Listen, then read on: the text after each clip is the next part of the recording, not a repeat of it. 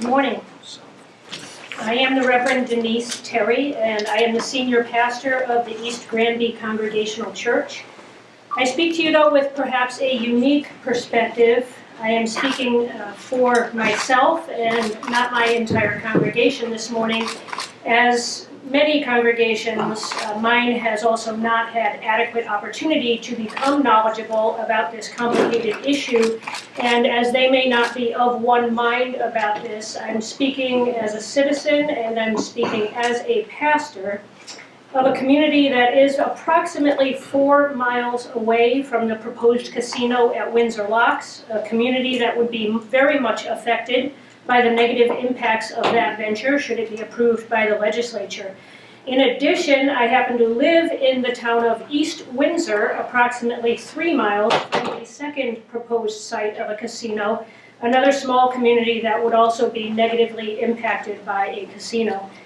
As a pastor in East Granby and as a resident of East Windsor, I care deeply for the individuals and the families who reside in and near those communities, and I care deeply about the strength and the vitality of those communities. I am deeply concerned about the negative impacts of potential casino gambling in these communities.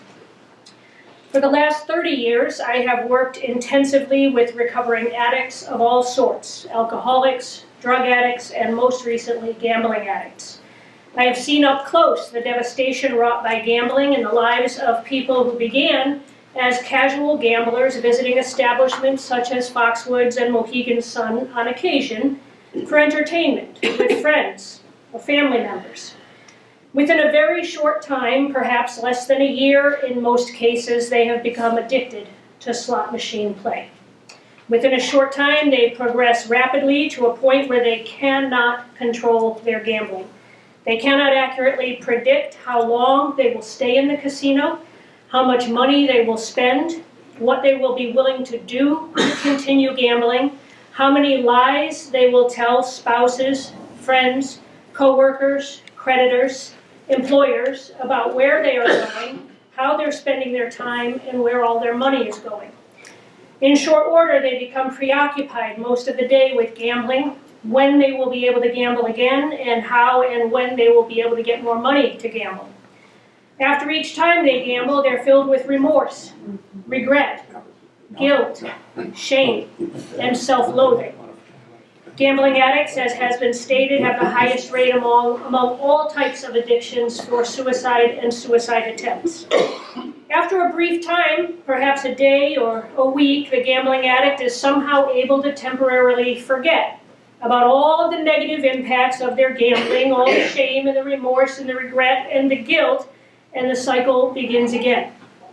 First, with just the pretty innocent thought of gambling, of doing something enjoyable and pleasant, to either reward themselves for a work week well done, or to escape the stresses of a difficult week. And the cycle begins all over again. The situation continues to spiral down. I'm not telling you a story about only someone I know or someone I've heard of or even someone I've come across in my many years in ministry. This is my story. And it is indeed the story of many people I know. It is a painful story.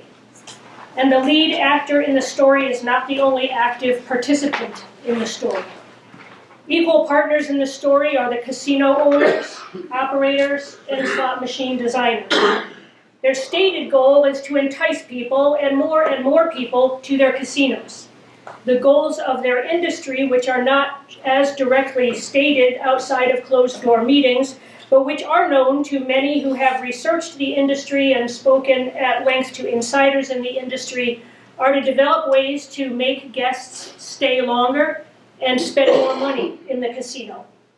The industry leaders spend a lot of money and many man-hours researching and developing to manipulate their guests into parting with more and more of their money and manipulating the machines to the point where the actual odds of winning are astronomical. Today's slot machines are not like the machines of even a decade ago. They are built to track players' every action, especially through the so-called rewards cards, and to manipulate machine play through complicated algorithms that are designed to make you feel as if you are winning, even as you are slowly losing everything. Today, the casino target gambler is most predominantly female and between the ages of 30 and 50 years old. I certainly fit that demographic when I began gambling at a casino and quickly became addicted to slot machines. One of the other target demographics of casino operators is older, retired adults who may be lonely or have extra time on their hands and a bit of disposable income. This is a particularly vulnerable population. From the moment any of you first puts a dollar bill into a slot machine, the casino begins working on tracking your play to determine the likelihood of you becoming a regular guest, a problem gambler, or an outright gambling addict.